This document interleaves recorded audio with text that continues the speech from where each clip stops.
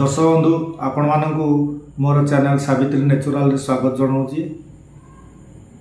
आम तो अनेक प्रकार साबुन बनैवा और शैम्पू बनैवा देखी सारे। चलो तो आज गोटे साबुन बनैवा जोटा क्षीर एवं केसर रे तैयारी हम। क्षीर गुण केसर गुण कौन बतेबी जानते स्किन ग्लो कर साहाय्य कर। जो सोप बेसटा एटा मुझे बनई सोप बेसटा से जदि आप तार वीडियो भी देखा चाहते मुझे आपको डिस्क्रिप्शन में लिंक देदेवी देखिपारे। तो चलतु देखिया कौन कौन दरकार। देखु मु गोटे जगह किसी केसर नहीं जाइए केसर 8-10 टी दाना नहीं जाइए एवं तादरे गोटे चामच पाखाखि क्षीर मिसेदी ताकू गोली देवी एवं ताकू किछि समय पई रखीदेवी। तापर मु सोप बेस मोर काटी गोटे जगार बसई ताकू मेल्ट करने छाड़देवी। सोप बेस देखो मोर मेल्ट हो गला। बर्तमान जो आम गोलैकी रखी केसर एवं क्षीर ताकू मुझे मिसौजी गिनारे बहुत गुड़े लगी रहीगला। मुझे सोप बेस पकईदेकी घाटिकी दौजी देखिया ना गिनारे केसर लगी जाइए। आम वेस्ट करने दबा ना तेणु मुझे कौन करी जो आमर सोप बेसटा मेल्ट होती टिके ढाली भल भाव गोलैदेवी एवं से ताकू ढाली देवी तादेरे। देखु गरम अच्छे चिमटारे धरिया कौन करा थर थर मन पड़े ना काम कला बेलू। तेणु देखु यहाँ को वेस्ट करने मुझे देवी तेणु ये ढाली दूसरी भल भाव गोल दे मिक्स करी पुणी से छोट जगह को आम काढ़ीदे जो आम मेल्ट करते भल भाव गोल दूसरी किसी केसर दाना किसी मुझे तादेरे लगे देवी रही देवी ना। देखु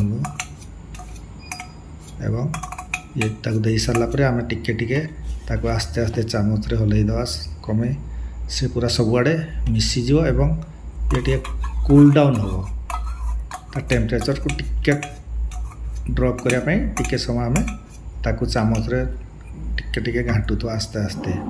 देखु बर्तमान ठंडा हो गला मुझे आमर फ्रेगनेंस दूसरी फ्रेगनेंस बेसी देवी मु 3-4 ml पर्यंत देवी कहीं 250 नहीं 250 ग्राम यूज कर दी। तो तापरे देखो मुझे मोल्ड रे ढाली देली।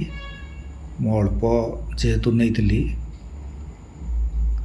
केवल एटा ट्रायल करने बनई कहीं ना केसर साबुन तो लोक सहजे ने ना कि कस्ट अधिका पड़ज ना तेणु केवल घर यूज बनई। मोर गोटे सांग जड़े कही गोटे केसर देवी ताकि निजे यूज करी।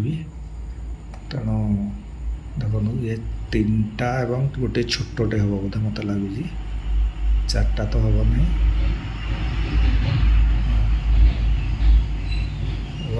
ताकू बर्तमान आम घंटे 2 घंटा छाड़ीदे। देखो घंटे पर से पूरा पाखाखि हार्ड हो जाइए। देखो यहाँ मुझे तैयारी करता सोप बेसटा तेणु केते बढ़िया ग्लेज आसूसी साबुन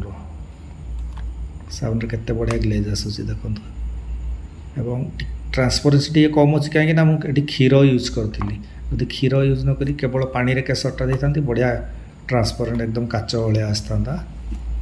देखो तथापि बहुत बढ़िया ग्लेज अच्छी। देखो केसर गुड़ाक आमर तलपटे रही देखो केसर गोटे गोटे दिशुची सबू साबुन रे। देखो केते बढ़िया ग्लेज मारुची।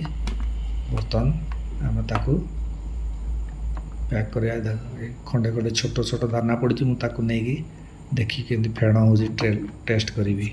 बर्तमान ताकू आम जरी पैक करदे एवं ताकू रखीदे कहीं बाहर रखीदे पैकिंग नक रखीदे से ठंडा जो वर्षा मझे मझे हो ठंडा हवा बाजिले झाड़े कहीं ग्लिसरीन दिखाई ग्लिसरीन काम है एयर रू मॉइस्चरटा को ऑब्जर्व कर तेणु से झाड़े जदि वीडियोटी पसंद लगला ताले लाइक करेंगे और गोटे कमेंट करेंगे केमती लगिला बोली कमेंट करेंगे ताहले कौन हम मोर टे उत्साह बुद्धि हम और आगको अन्य वीडियो सब बनवाई उत्साह हम। तो जदि भल लगला लाइक टे करेंगे कमेंट करेंगे एवं आगू को ये वीडियो देखापी मो चैनल को सब्सक्राइब करिए बोली अनुरोध।